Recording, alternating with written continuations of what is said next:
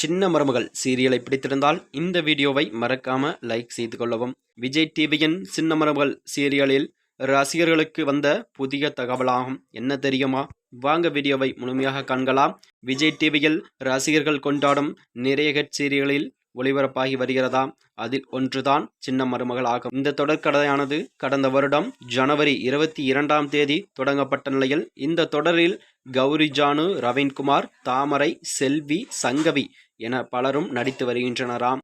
படிக்க வேண்டும், சாதிக்க வேண்டும் என லட்சியத்துடன் இருந்த தமிழ் செல்விக்கு என்ற பெண்ணிற்கு எதிர்பார்க்க விதமாக தான் திருமணம் நடக்க, அதனால்தான் பிரச்சனைகளையும் சந்திக்கிறார் அவர். சமீபத்தில் கதையில் நாயகன் நாயகி காட்டில் யானையிடம் சிக்கி தவிக்கும் பரபரப்பான காட்சிகளில் படமாக்கப்பட்டிருக்கின்றன.